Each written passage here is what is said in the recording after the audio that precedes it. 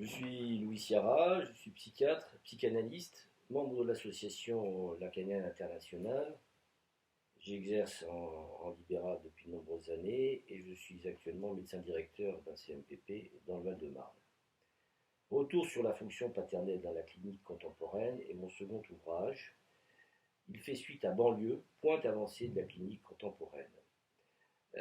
J'y reprends mes investigations sur la clinique contemporaine et j'essaye de développer plus particulièrement dans cet ouvrage un point qui me semblait insuffisant dans l'ouvrage Banlieue, à savoir la question de la fonction paternelle.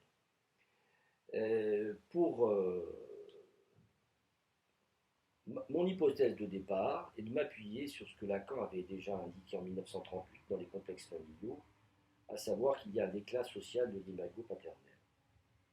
Il me semble que ce déclin, qui est aussi le déclin du patriarcat, n'a fait que se renforcer et n'a fait que s'amplifier, au moins dans les sociétés occidentales démocratiques et néolibérales comme la nôtre.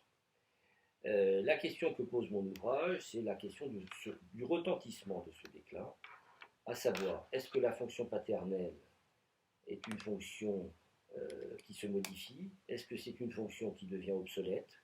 Ou ne peut-on la considérer comme une fonction intemporelle, puisque nous sommes des êtres de parole et de langage, et que nous sommes assujettis aux lois du langage? Mon hypothèse, c'est qu'au fond, les lois de la parole et du langage sont immuables. La fonction paternelle vient se greffer sur ces lois de la parole et du langage. Pour répondre à ces questions, je me suis appuyé sur le fil conducteur que j'avais déjà adopté pour mon premier ouvrage, à savoir la différenciation entre phénomènes, ce qui suppose variabilité des phénomènes suivant les évolutions, et structure, à savoir que ça vient interroger justement la question de l'invariance des lois de la parole et du langage, de l'invariance des discours langagiers, de l'invariance des structures cliniques qui s'y rattachent. Dans cet ouvrage, j'ai donc consacré un chapitre très important qui est le titre de mon ouvrage, à savoir Retour sur la fonction paternelle. J'y reprends les élaborations successives de Freud et de Lacan. Freud nous a transmis l'idée que le père a un statut symbolique et laïque. Lacan a poursuivi le travail de Freud et a avancé l'idée qu'il y avait un au-delà du père, à savoir la fonction paternelle, tout ceci à l'appui des élaborations logiques et topologiques. Et il a avancé un autre point, à savoir que la fonction paternelle est une fonction de nomination. Et dans cet ouvrage, j'ai proposé que la fonction paternelle puisse être lue en deux temps logiques, évidemment deux temps logiques articulés, à savoir un premier temps, celui de l'aliénation de l'infance, du petit enfant, de l'aliénation aux lois de la parole et du langage. C'est ce temps de la relation primaire, c'est aussi celui de la transmission de ce que j'ai appelé du réel, du dire du père, ou du tiers qui est en place de père. Et le temps second, c'est celui, à proprement parler, phallique, à savoir le temps de la sexuation, le temps de l'achèvement, je dirais, de la métaphore paternelle, et aussi de la mise en place du symptôme.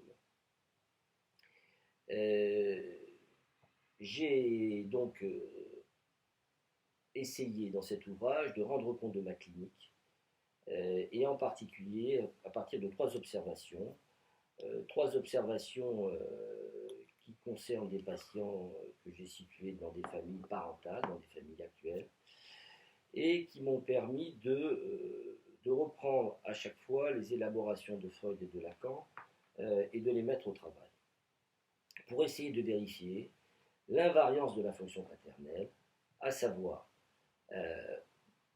que j'ai procédé ainsi, j'ai repris les notions d'invariant et d'invariance, comment les appliquer et dans quelles limites dans le réel de la clinique, et j'ai défendu l'idée que la fonction paternelle relève d'un principe d'invariance, Tout ceci articulé à la notion d'immanence, c'est-à-dire que j'ai supposé qu'il y avait un fondement logique premier à tout ce qui existe.